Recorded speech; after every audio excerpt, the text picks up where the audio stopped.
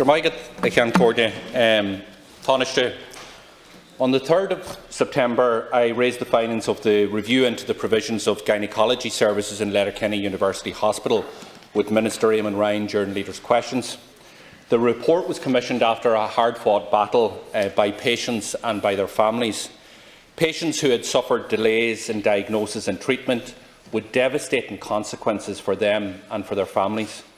Family members such as Dr. Margaret McMahon, who lost her sister. As I said in September, campaigners such as Margaret deserve praise and recognition for their tenacity and their determination. The review found that of the 133 cases of endometrial cancer over a 10-year period in Letterkenny University Hospital, 1 in 3 women experienced a delay in diagnosis. 1 in 5 women suffered serious consequences as a result. A number of these women have since passed away, some as a result of the delay in diagnosis. The review uncovered a litany of failures which had devastating impact and consequences for these women. In September, I put some of the findings of the review on the Dáil record, and I wish to do so again. It said, "It is clear that the experience for these women and the service provided to them was unsatisfactory. All cases, in one form or another, are typified by delay from urgent GP referral to gynaecology outpatient appointment, from gynaecology outpatient appointment to diagnostics, and from diagnostics to intervention." And Taoiseach, today we learned that things have gone from bad to worse. A further 3 cases of delayed diagnosis have come to light in Letterkenny University Hospital, bringing the total number now to 41. And this begs the question as to how many more delayed diagnoses are we unaware of. It's simply not acceptable under any circumstances, and the families are rightly demanding answers. Go bhfuil trí chaisúr in the romáilis diagnosis, trí bhreis in dhearchhuisirte de ceistú an muín agus an trosta acu I seirbhísí gneálaíocht agus an ospidal litir canning. Tá ogla muirithe agus ar nearafara. Is léir gur hepar síalta agus ar an rin sláinte ó hiú na mréis seo a hasint. Níl seo mai go leor agus caithí an rialtas gríomhú ar seo leithre. It's reported in the Donegal News today that many of these families, of those who have passed away as a result of this, are disgusted with the individual reports received from Síolta into their care. Several families have come forward, and some of them have been in contact with myself, to say that reports that they have received are inaccurate and lack accountability.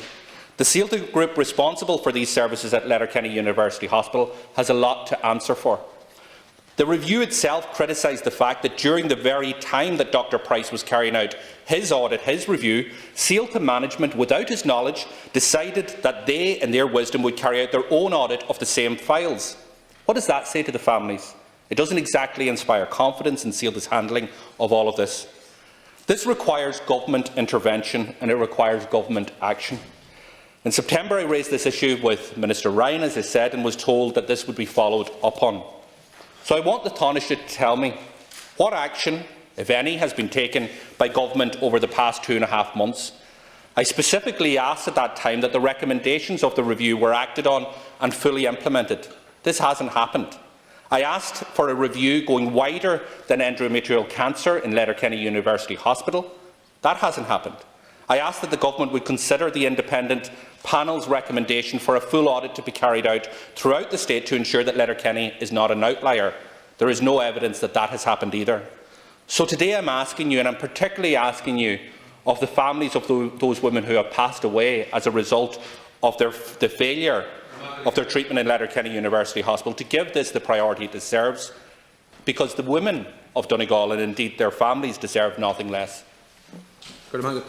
Thanks very much, and I want to thank Deputy Doherty for raising this very serious issue, which is the review of gynae services in Letterkenny University Hospital, where women experience delayed diagnoses, and obviously, as a result of that, in some cases, didn't get the treatment that they should have got as soon as they got it. And I want to express my deep sorrow to any of the women affected, and also to any of their families and friends who have faced an adverse outcome because of all of this.